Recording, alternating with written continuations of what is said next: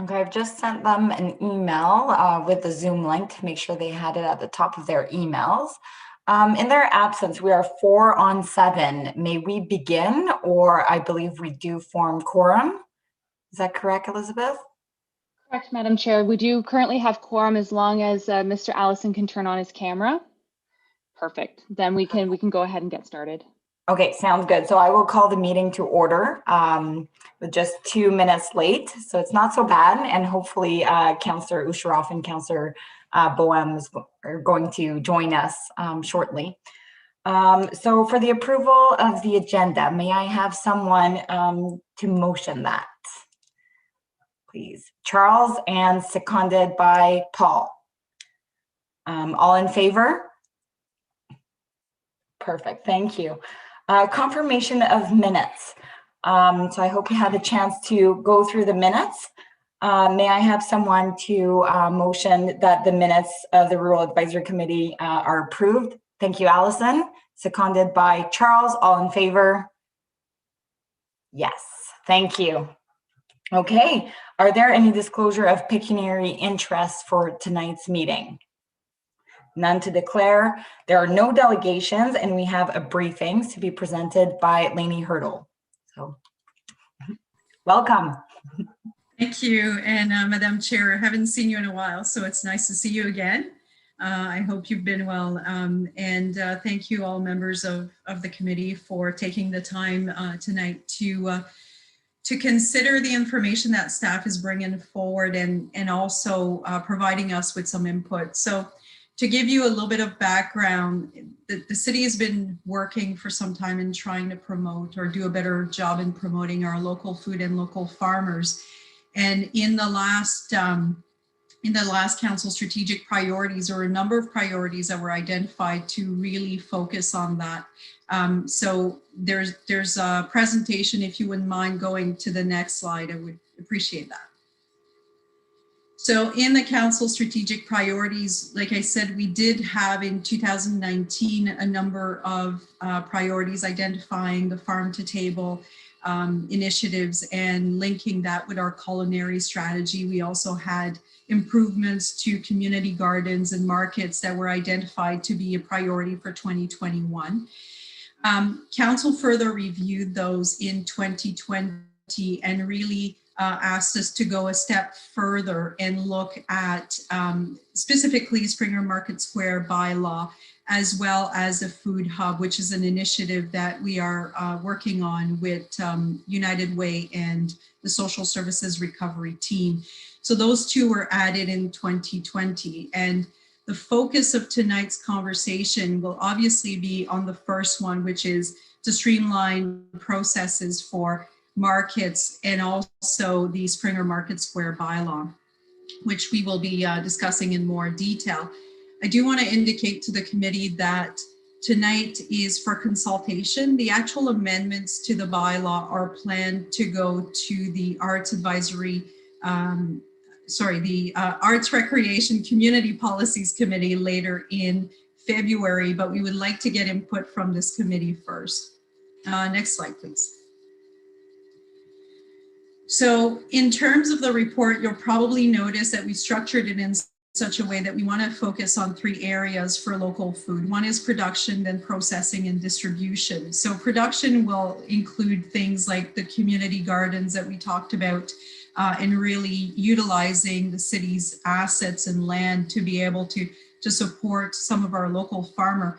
Processing will have a variety of different forms and could include support to social enterprises, for example, where we have small businesses that are starting up and providing some space for those to take place. And distribution, of course, includes, not limited to, but includes our farmers market that we will be talking about tonight. So we have 5 of them within the city, and they're listed there. The majority of them are not located on city property. We have the Kingston Public Market, which obviously is downtown. We have Memorial Center Farmers Market, which has been operating now for a number of years. And more recently, we had the Westbrook Farmers Market added in the West End, which operates on a church property. And the West Market operated for 1 year at Center 70 and then relocated to a plaza, a commercial plaza, actually across the street. And they actually didn't operate in 2020 with COVID-19. Obviously, it's been a challenge. And we have the Community Harvest Market, which is operated by the Kingston Community Health Center. I do want to point out that the Kingston Public Market right now is the only one that is not designated as a farmer's market. And that's something that came out through our discussions and consultation. Next slide, please. So this, again, gives you some of the location that I just went through. It also provides you which ones we are expecting will be ongoing in 2021. Some are unknown because of COVID-19, so Westbrook and West Market, primarily because of COVID-19. It also provides you information on their governance model. And you will note that some of them do have board of directors, and those are typically formed by farmers. So it's really led by the local farmers, and they put together their own policies and their own bylaws. In the case of Kingston Public Market, it is actually a city bylaw itself. And we do have a vendors association, but that vendors association is really split between different types of vendors and does not necessarily act as a body that regulates the market. That responsibility comes back to the city. Next slide, please.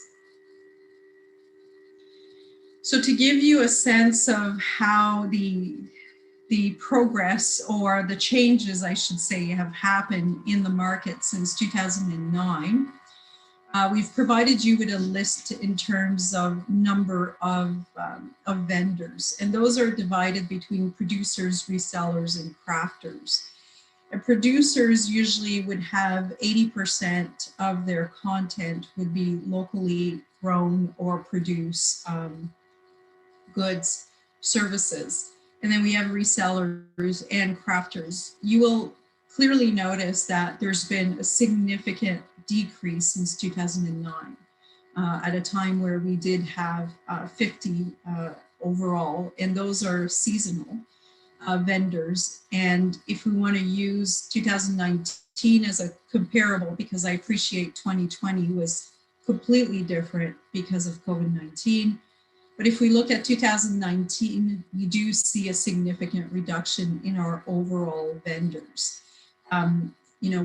We do see that reduction across the board. I would say probably crafters has been the least impacted with that reduction, but definitely in the producers, we do see a significant drop. Next slide, please. So part of our work was to look at these markets that we work with and we have different relationships with, and try to identify ways that we can make some improvements to really help our local farmers. So that was ultimately the goal. How can we support the local farmers and the local food in our markets? So when we did do our engagement, we had organizations like Loving Spoonful, National Farmers Union, Tourism Kingston, as well as representatives from the board of directors of the Kingston Public Market.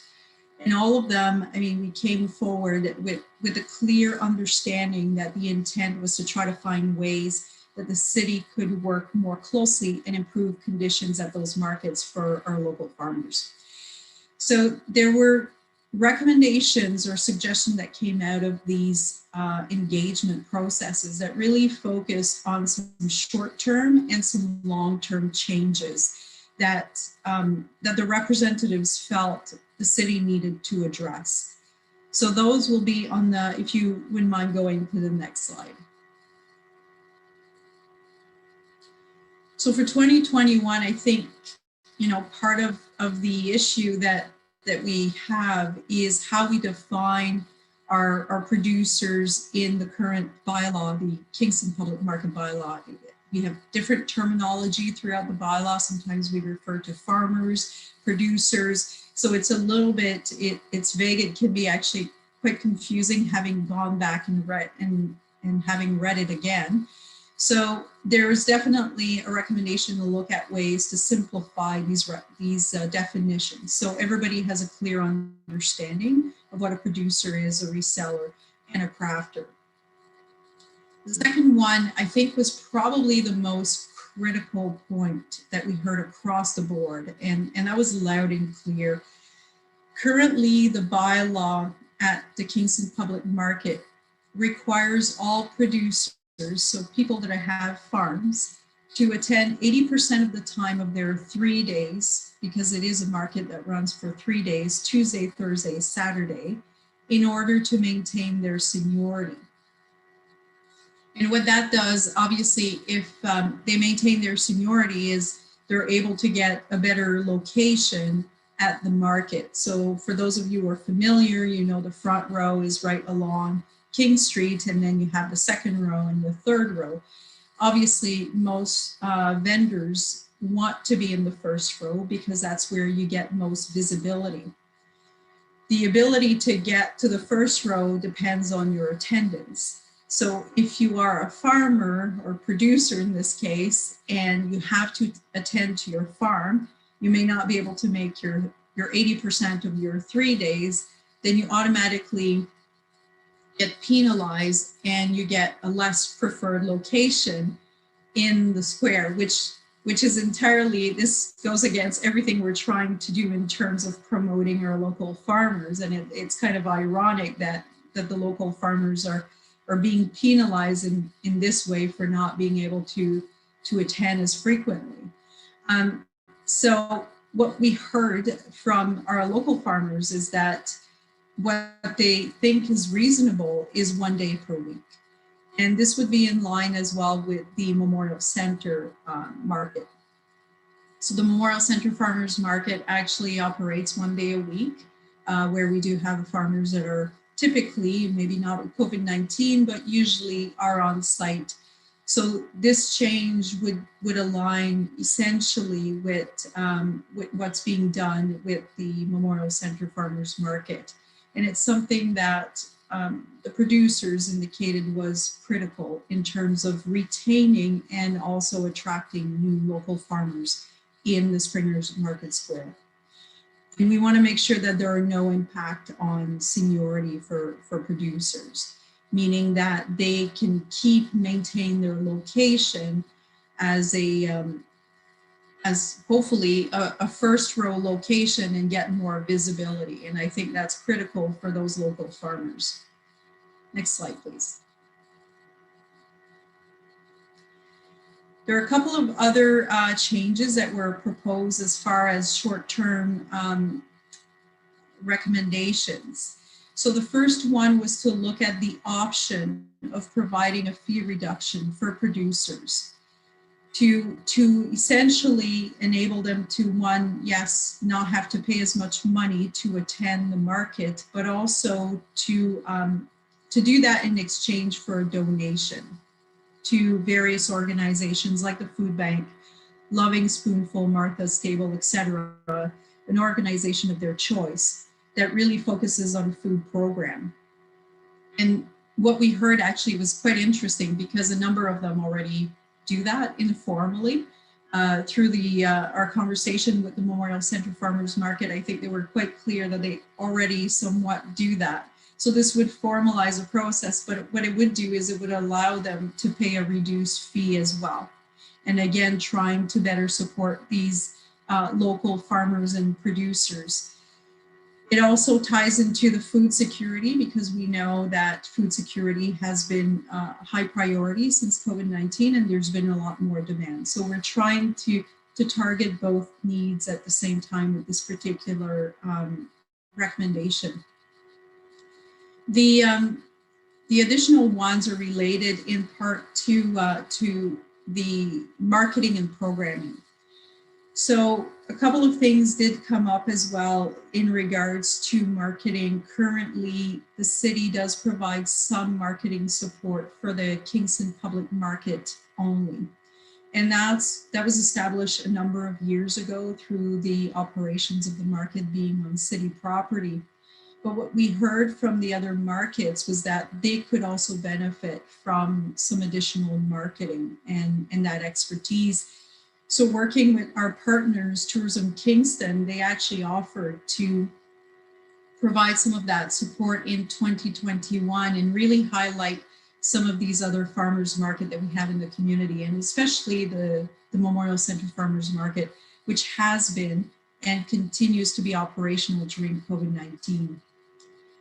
And the last one is around the food programming in the Kingston Public Market. So this is something that I know has been discussed for quite some time. It's about integrating the food experience of the market. Currently, we have a number of vendors, obviously, that have wonderful offerings, but it's limited or non-existent in terms of the type of experience around tasting or cooking demonstration, those types of things that we could actually do in the market to really bring it more to life. And that's, you know, the whole intent here. How can we bring this market more, make it livelier and attract more people to want to come there and spend time at the market? So that's definitely one of the ways that was identified by some of the vendors and our local food producers at the Kingston Public Market.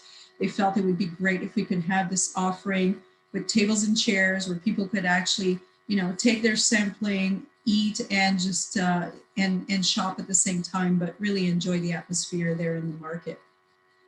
Next slide, please.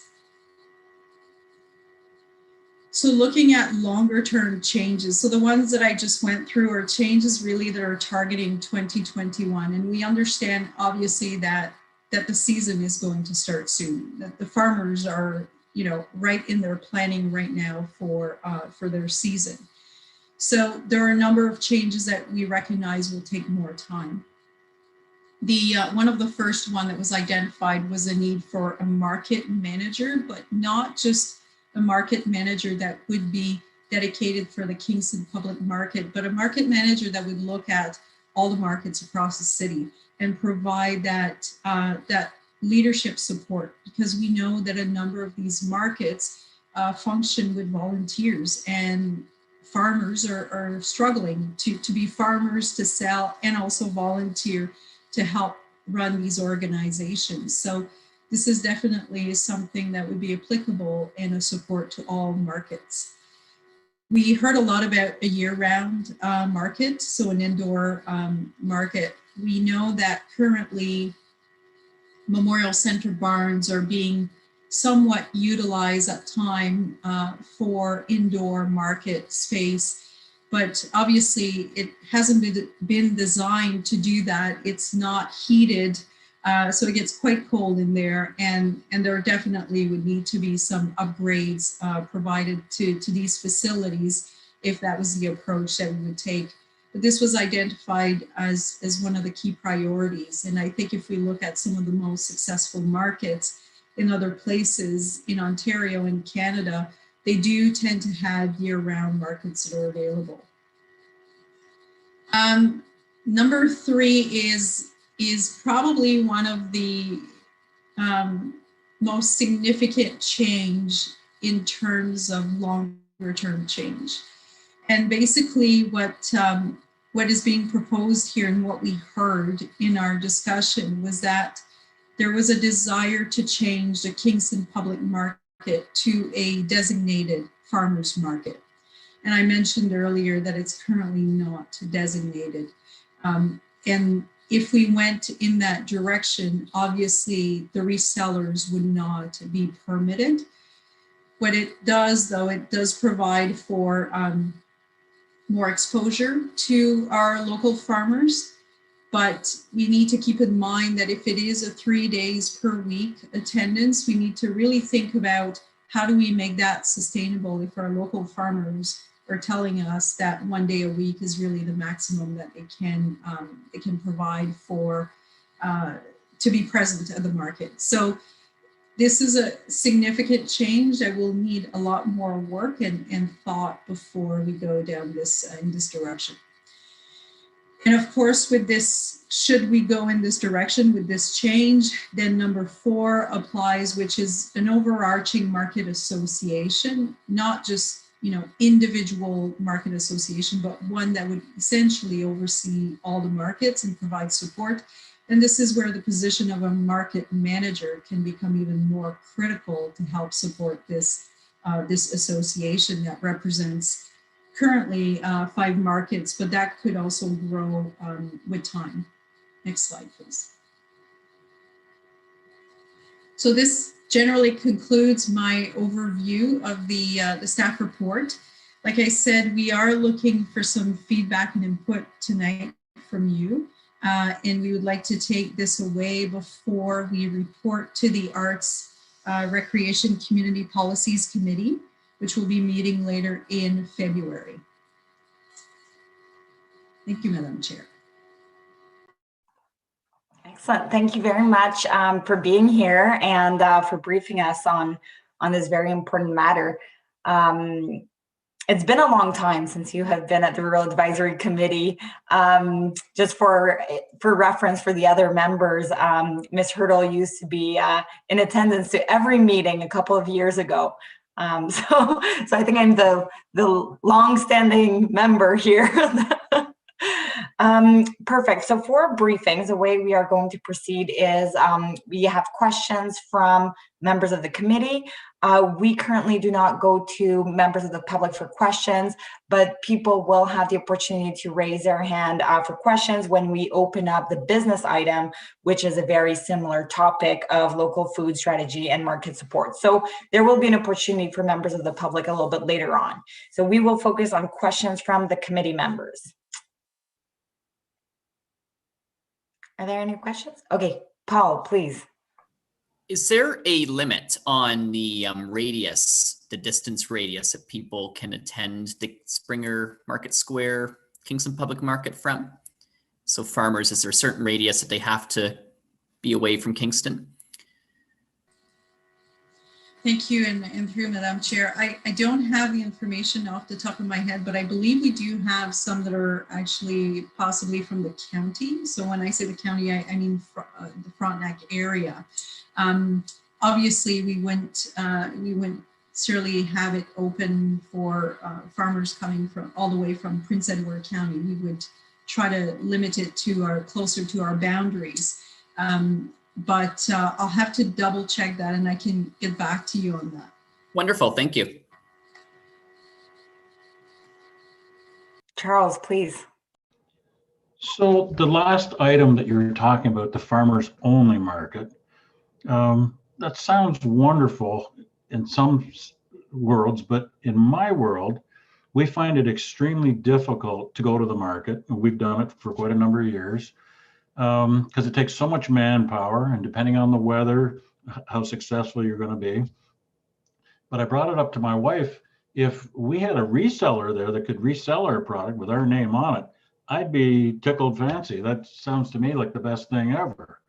And yes, I'm going to take less money for it, but I don't have to use my resources up to look at a market set. And yes, I realize I'm not going to have that one-on-one with customers and whatnot, but I've never been to the market, and my wife, I think, did it for a while, but we always have to hire somebody to do it because we're busy farming.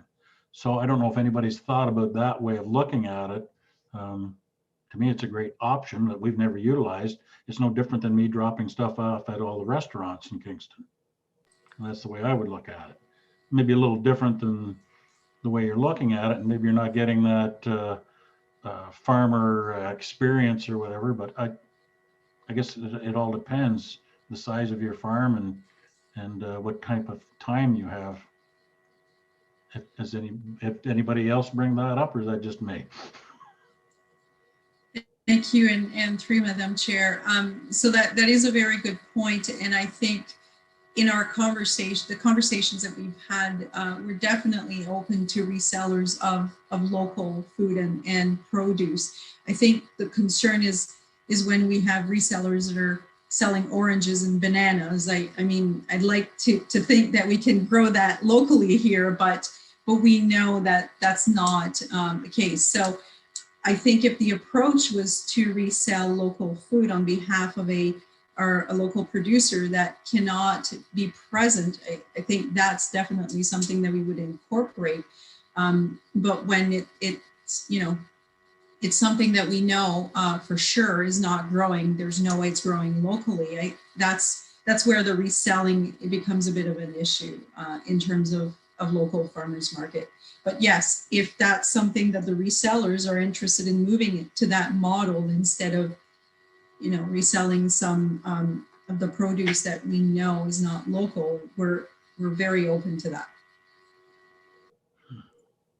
Thank you. Allison, do you have a question? Sure. Through the chair, thank you. Has there been any thought, there seems to be a lot of momentum towards making the Kingston Public Market a farmers only. And if that does indeed happen, how will that affect the farmer participation at the one-day farmer only market at Memorial Center, which is driven by the farmer members who are there? And coupled with that, you have to think about the audience. Who is the customer who is attending those markets? I would suggest they're very different customers. The people who attend and shop at the moment, not that I've shopped there, I haven't, but my sense is talking to other vendors who are there, is that, they're people from the community. Perhaps that's not the same customer base that would be compelled to shop at the Kingston Public Market, maybe more tourism based. I think we have to look at a holistic approach, and it's only one part of the puzzle, because your discussion coming up shortly about tourism has a fundamental bearing on how much time, energy, and resources you put into making significant changes, I think, at Kingston Public Market, for two reasons. Do you have enough farmers to support both markets in the short term, perhaps in the long term? But if you decide to make significant changes at Kingston Public Market, there could be some farmers who say, I can go there if I only have to attend one day. They may find they are going to be more profitable attending Kingston. And again, it comes down to manpower. Do they have the people to work at both markets? We've got a Sunday market and a Tuesday, Thursday, Saturday market. Those two significant markets, let alone the ones in the West End. So there's so many other factors you have to think about. The people who will fill the stations, the farmers themselves, who have a hard time getting there for one day a week, opening it up to more stations exclusively being available for farmers downtown Kingston who can't commit to more than one day a week. The City of Kingston, I think, is going to want to keep that space filled to capacity. How is that? There's just so many. How is that going to happen? Thank you. Thank you, and I think those are very good questions and comments. And you're right that we need to make sure that one market does not impact the other, meaning we're not essentially stealing the farmers away from the Memorial Center and essentially just moving them to the downtown Kingston Public Market. And we did have that conversation with representatives from the Memorial Center Market Board of Directors. So we're quite aware of that. And I think, your comment about making sure that we have sufficient activity for 3 days a week, and I agree with you. I don't think there would be an appetite to reduce the public market to a 1 day a week market. So we need to make sure that we have sufficient vendors in place to do that. You're correct that they may be attracting different clientele. I think, definitely the one downtown has a lot more tourists. There's no question about that. And as there are more residential development in the downtown, I think we'll continue to see, though, people in the downtown looking for fresh food options in the market. So there is a lot to work through, and I'm not saying that this is necessarily the way that the end result will be. I think what we wanted to make sure is that we brought forward so far what we've heard in our engagement process with these different organizations and continue to get feedback. But it may be that 3 days a week with farmers only may not work. So it may be that resellers are an important component of that 3 days a week somehow. And I'm not sure what that looks like yet. but I think that's the conversation we need to have over the next year. Thank you. And those are such excellent points. I think I see your hands, Charles. I'll just make my point very quickly. I think it's very difficult to see past COVID-19, in that I really think a lot about the current circumstance and the upcoming summer, and what happens if people can't attend markets, right? How are farmers going to be able to sell their goods? It requires very rigorous online platforms, somewhat expensive through Shopify. It needs organized farmers to make that happen, and it requires a lot of resources for curbside pickup and drop-offs. So just curious to know if there are ways to help mitigate some of the pressures of COVID-19 that the farmers may experience. I know we're in this uncertainty, and the bylaw, we're talking about something that has a longevity, like we're talking about many years. We don't want to revise this bylaw every year, but there's also imminent pressures that might affect farmers quite significantly. So thank you for those comments and questions, Jose. I think a couple of things. We have seen actually the Memorial Center Farmers Market react quite quickly to COVID-19 and organize curbside pickup, which actually they've indicated that that's been working quite well for them. And I'm assuming they may actually want to keep that in place even after COVID-19. So that's an example where, a farmers association has been able to react and move quickly in response. The challenge with the downtown, it's that, like I said earlier, we have a board of directors, but the needs are very different within those, because we have a variety of different, from producers to resellers. It's been challenging to try to get some voices even at the table, to try to get some common, what I would call their common market needs. It's been challenging, because we had members, some were saying, yes, you need more flexibility, for the local producers, and we would have the resellers saying, well, I shouldn't have to be treated any differently. I should have access to the same benefits. So there's definitely not one voice there, and I think that's been the challenge with this particular market and its association. Thank you. Charles, did you have a question or comment? Yes. So when you were talking to the different people, did it also include the farmers at the Memorial Center? Because they would have a completely different look, as Allison said, on this. I know a lot of them depend on that market and work very hard towards they've worked very hard with their board of directors.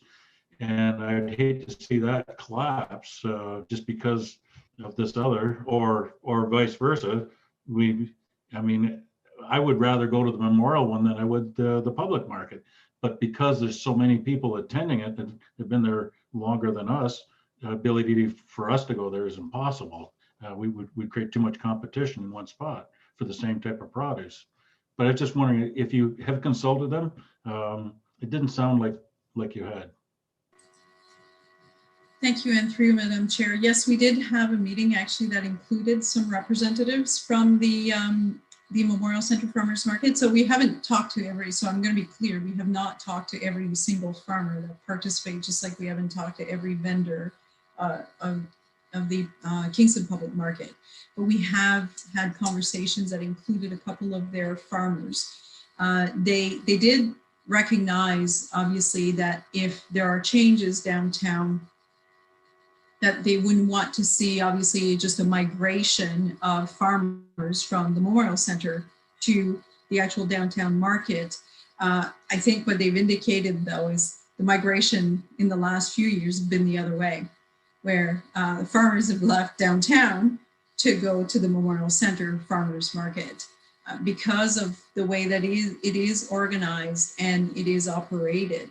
There is definitely, the farmers obviously feel more empowered because they govern essentially their market. And that makes total sense. So I want to be clear, the intent here is not to in any way negatively impact the Memorial Centre Farmers Market. It's very strong. And if anything, in those recommendations that you have in front of you, when we're looking at fee reductions, it would apply to the Memorial Centre Farmers Market as well. When we're talking about indoor farmers market, it would probably, out of all the locations I can think of, Memorial Centre would probably be the most ideal because of its current infrastructure that could be upgraded, as well as parking, etc. When we look downtown, I'm not sure where we would do that indoors. So there's no question that we want to have a better working relationship with this particular market. Marketing was the other point that came up during our meeting, and this is where Tourism Kingston did offer to jump in there and provide more marketing support for the other farmers market, including Memorial Centre Farmers Market. So our consultation was, I would say, probably more initial. There's going to be more work that needs to be done. Changes for 2021, I think, are fairly, not going to say minor, but they're more minor in nature when we talk about fee reduction or changing the requirements for attendance downtown. We're not saying resellers can't go. We're saying resellers are still going to be there, but we're saying we're not going to put as much pressure on the farmers and essentially drive them away from the downtown market, because that's what's been happening. So it's to try to provide for 2021 a bit more balance and give us more time to look at some of these longer term issues that may or may not result in what people are so far seeing as a potential outcome. Thank you. That was a very comprehensive response. And I think there are, it shows a lot of the complexities of the question. And I know for myself, just reading the bylaw, my mind, I didn't know what to make of it, because I felt that the bylaw was so complex. And I was thinking, how do farmers understand this bylaw? There are so many clauses that you have if someone doesn't show between 8:15 and 8:30, you can go to X place to request a spot. And then I was like, but where do you go? Saturday, is City Hall open? And then who do you call? Who's attending? You call the bylaw officers? I had a hard time wrapping my mind around it. And I think it's just as pure ignorance of not being a firm, of not having a booth. So my lack of experience here made so that I had a hard time reading the bylaw. So that's just from my perspective. I'm speaking in my own name and on my own behalf. So any work that your team is doing in reviewing this bylaw, I am sure will have significant improvement in clarifying the language, being super clear and on point, with language maybe, with a level of language a little lower, because I felt myself having a hard time focusing and getting through this bylaw. And it's really, really important for anyone in attendance, because it is a very operational bylaw. So it's something, if I was to rent a booth, I would want to understand this bylaw from top to bottom back to top. So a few points I'd like to make before we move on. And I see, Alison, you have a question as well. So when you were speaking of the additional food programming in the Kingston Public Market, you had gathered so many good ideas, and I was excited to hear about them. Can't wait for COVID to be done so I can participate in some of those with food sampling.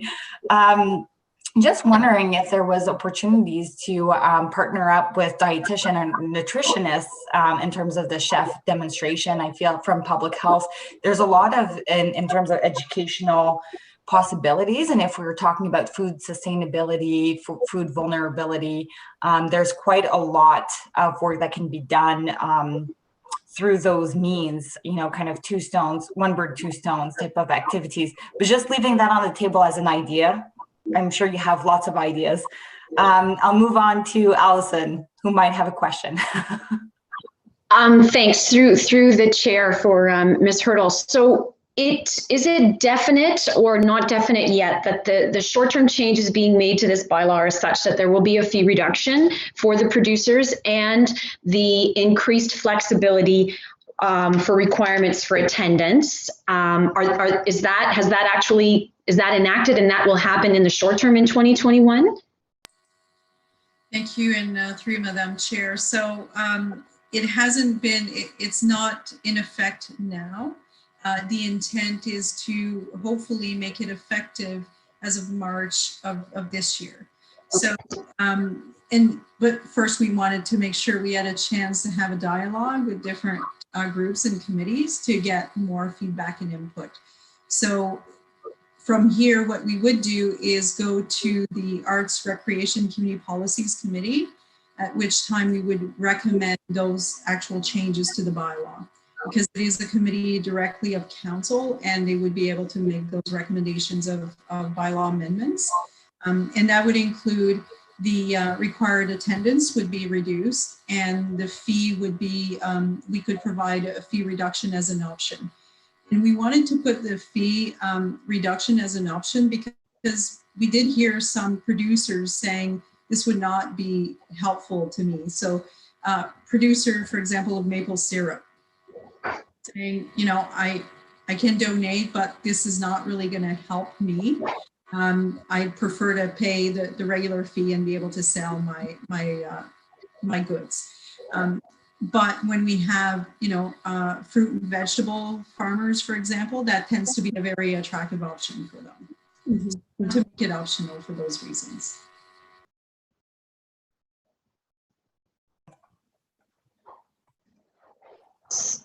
Sorry. Okay, you're on, Allison. Sorry. Just supplemental. So with those changes, Ms. Hurdle, do you have commitments of increased number of producers saying, yes, you make these changes, I'm signing up? What concrete evidence do you have that you know these changes are going to actually produce a more robust market? Thank you. Thank you, and through you, Madam Chair. So no, I don't have producers that are waiting for this to sign up, but what we do have are producers that are currently at the market that have expressed fatigue and have expressed, you know, the need to think about other option because they can't meet this requirement. And it can be a lot for people, and we know this, that are actually farming.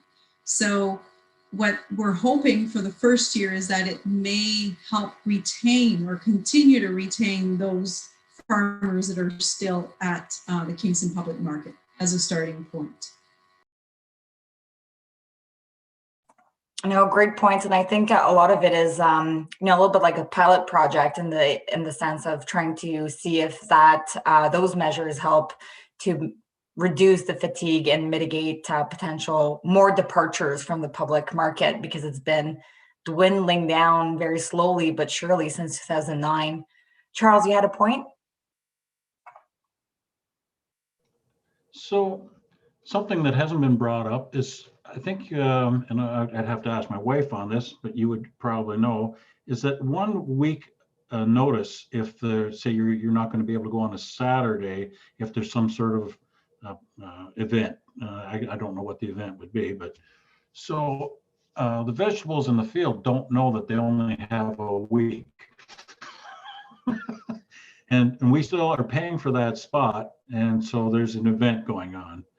But I found it interesting, and a couple of times that I was in Kingston, that there was somebody on a corner selling food at one of these events, but we never got the opportunity to set up at an event where there would be a huge number of people at, probably would have the opportunity to sell more produce, but never got the chance. So has anybody brought that up? Because you pay a lot of money. It's fairly, I think it's 3 to 4 times as expensive to go to the public market as to the memorial.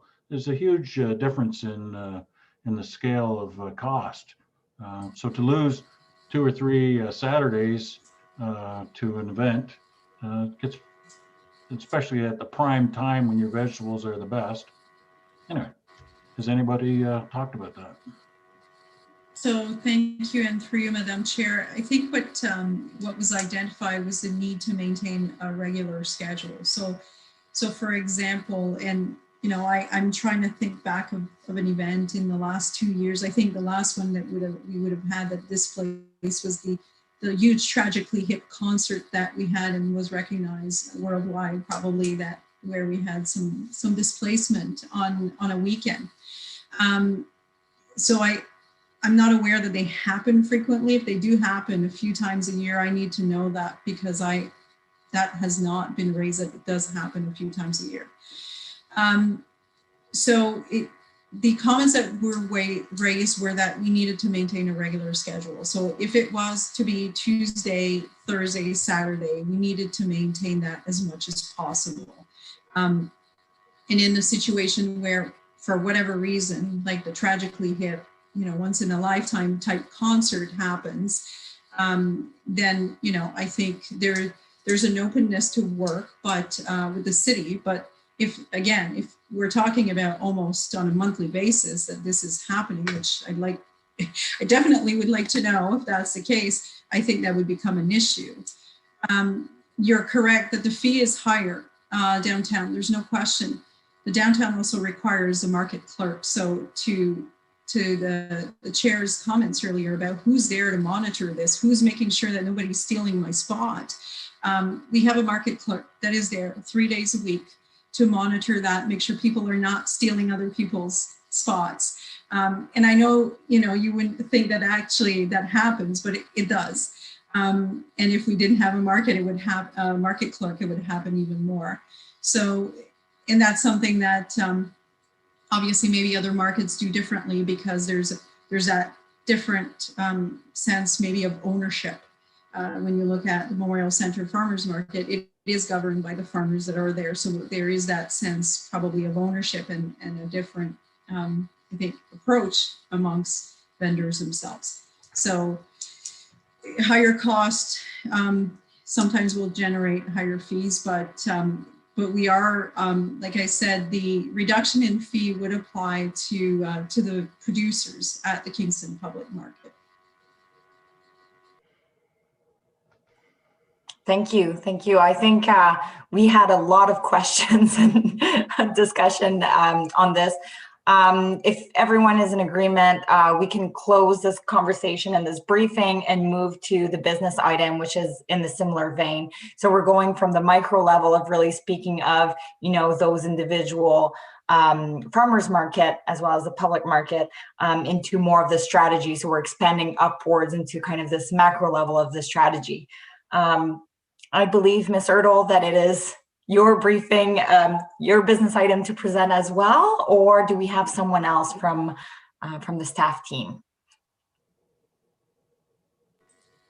So I'm just looking at, I know I had one report on, Madam Chair. I'm just trying to see if there are other members of staff. I don't think. Is this a second report that is on? Yeah, so in the agenda, it shows as business 7A, local food strategy and market support, a report for consultation purposes only. And it is a very beautiful report. That is my report, Madam Chair. and that's the one that I was talking about a little bit earlier. So obviously the conversation focused on the markets because the short-term changes that we're looking at are primarily in the markets. And that was driven by some of the council priorities to ask us to review this in 2021. Having said that, there are a number of initiatives that we are working through right now. So I talked about food production earlier, and we do have a number of community gardens right now, but we do believe that the city needs to do more than the current community gardens that are in place. We've been talking about ways that we could create food incubators and utilizing underutilized properties that are in the urban area to look at ways that we can help those individuals that may want to farm but don't have necessarily the resources to get started as farmers. So, you know, from equipment to land to training, all of those things are currently being discussed, and we're trying to find a way, ideally, that we could find land that could be used for farming purpose. And I have to admit that can be a little bit challenging in an urban context. But I think we will be able to, I'm hoping we'll be able to secure something this year, at which point we would come back to this committee and have further conversation. Definitely working with our key partners like the National Farmers Association, as well as Loving Spoonful around some of the training that could be provided for people that may be interested in starting up some farming activities. So all of those elements are part of what we're looking at. I talked about food processing, and we do have, we received grants actually for social enterprise to help newcomers to the city, but also to the country, to help start really a new food, essentially selling food, processing and selling food. So these different types of businesses are part of the processing that we're trying to support. I don't have all the details in this report because I think we do need, from a staff perspective, to do more work on those before we bring them forward. But I wanted to make sure that on the market itself, we were able to bring this fairly quickly, because I recognize that the farmers are going to be setting up soon and wanting to have permits soon in the Kingston public market. Thank you. No, that's excellent. As I was reading the Exhibit B, I believe it's Exhibit B. Let me see. The Growing Food Tourism Kingston report. I was extremely interested and intrigued to hear more, because there's a more and more, there's a lot of motivation for agro-tourism. We touched a little bit on this in our previous meeting, and it still seems somewhat new, but I think prior to COVID, at least with the Airbnb trend, a lot of foodies posting their meals on Instagram, food tourism, people going to destination to eat and taste. And now more of this wanting to visit farms, wanting to stay on a farm, wanting to sleep there, opening up to this agro-tourism world. So exceptionally good report, but it touches a little bit on these things, but you can see that there's, more to it. There's a lot more depth, a lot more interest. So I'm really excited to see how this expands, how this grows, and in what direction it goes. Fully recognizing that we're still in the preliminary phases, almost conceptual phases, not really knowing where the public is going to go. But at least that was my instinctive reaction to reading this very good report that was presented to us. So just laying it out there. I don't know if anyone has other question pertaining to more of a strategy and more of strategic thinking or critical thinking that could be of assistance. Any thoughts, questions, comments, suggestions, feedback?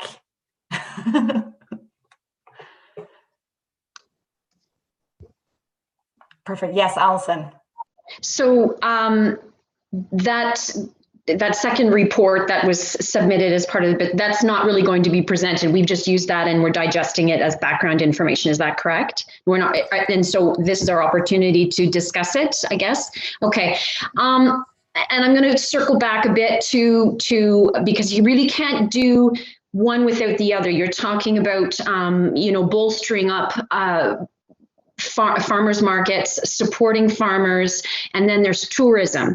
We're looking at very different audiences, and and we have to understand, where do people buy their food, and what is the impetus, what is the reason, where should the resources be going? Should it be going into giving, when we talk about giving people better access to food, that's one thing, and then agritourism is somewhat tied to it, but not completely. And the reason I say that is because when you look at the number of Ontarians who purchase their food from a farmer's market, it's around 3 to 5%. 3 to 5% of their food purchasing dollars would be purchased at a farmer's market versus going to the grocery store versus buying direct, all those ways. So that's one part of how people, we talk about food security and everything else, and how that relates to putting dollars and bolstering up farmers markets. And then you have the tourism component and some wonderful big picture ideas through that report. that came out, and all of the collaborating that needs to be done in order to make that happen. And that seemed to be, to me, the number one challenge for Kingston to ultimately become that UNESCO culinary signature Canadian culinary destination. Is there has to be a lot of collaboration. And in order to get it right, there's so many pieces of the puzzle, because we all know the agri-food business is extremely complicated. And it's not just about understanding a bylaw, but what constitutes farming. What farmers are we talking about? And that's where, you know, there has to be so much collaboration in order for this to be successful.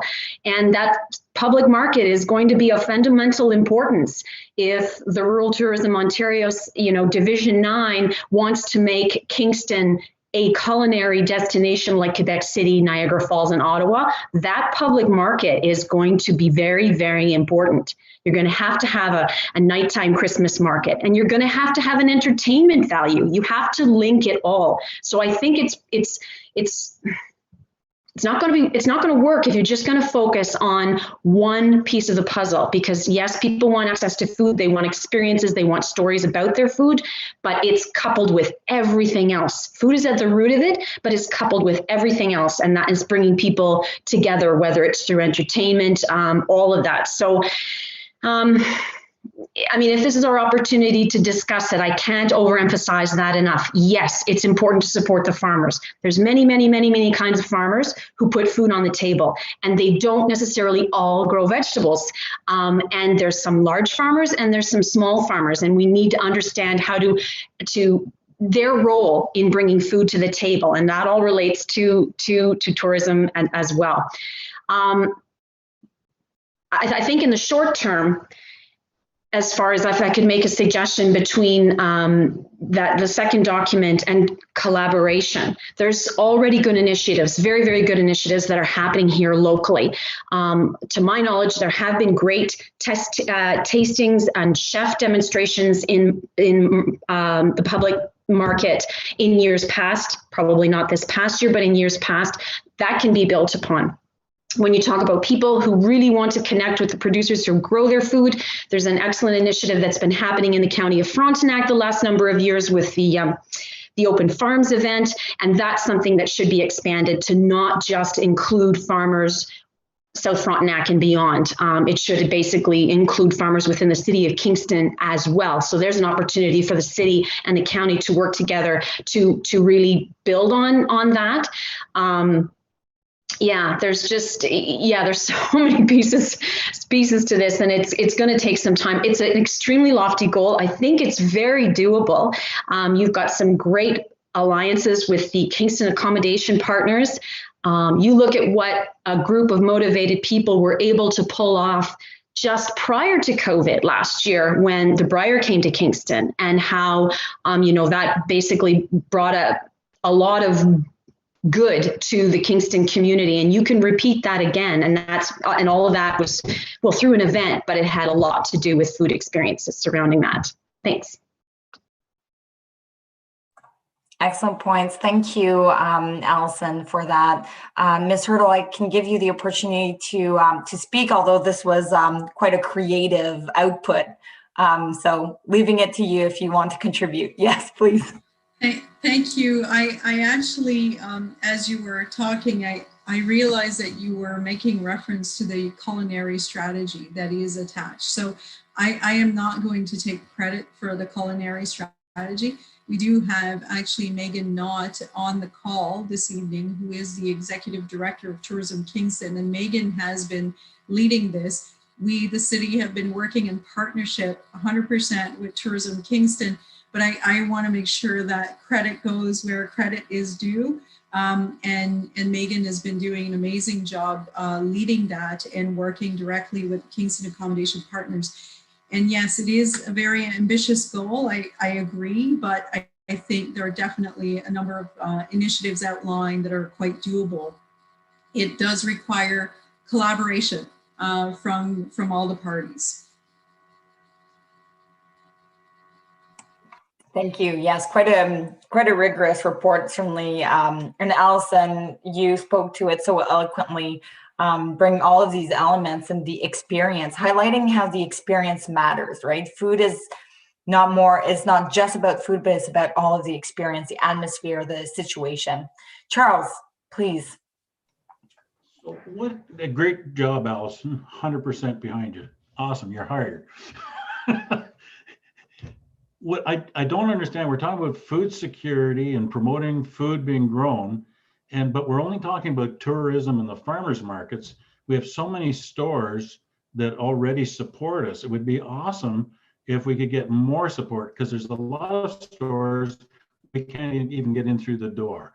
Just because the way their buying is set up, and the manager doesn't want to talk to a farmer, he just wants to be able to push the buttons and bring it in from their warehouse.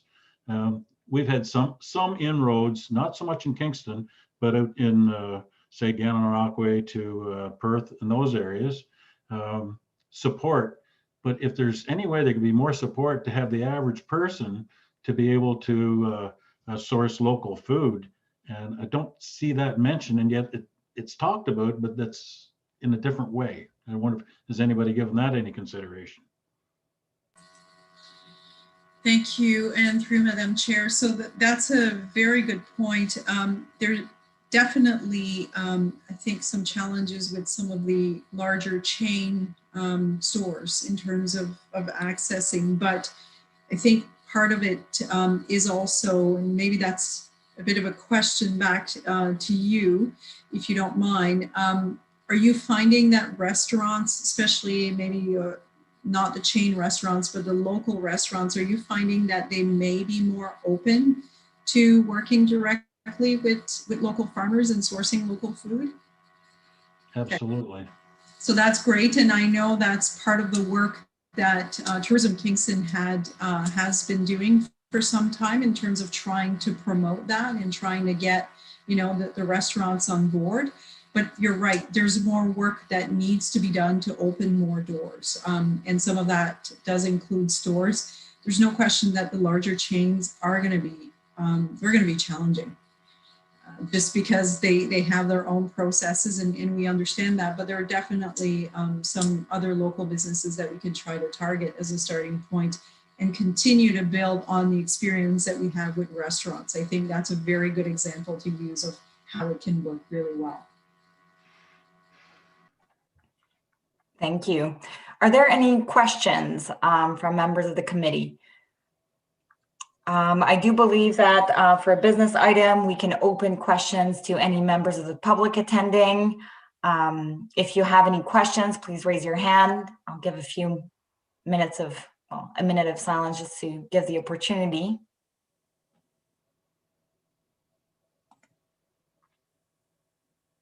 Okay, seeing no hands raised. I think we can close the conversation on this unless there are any other comments from committee members. Just circling back. Once, twice, speak now or not. Excellent, thank you very much. Fully recognizing the excellent work, Mrs. Knott, thank you very much for the excellent report. And thank you, Ms. Hurdle, for presenting and answering all of our questions and comments tonight. I hope it was somewhat useful for you and your team as well. Thank you, absolutely, very useful, and we'll use that feedback actually to help draft our next report to the Arts, Recreation, and Community Policies Committee, and happy to circulate that to you as well so that you are completely informed of the recommendations. Thank you for your time. Perfect. Thank you very much. Excellent. So at this point of the agenda, there are no motions, there are no notices of motion, there are no other businesses, no correspondences that were shared with us. And the date and time of the next meeting is March 10th at 6 p.m. So exactly in a month's time, we will gather again. And this calls the meeting to adjournment. Calls the meeting to close.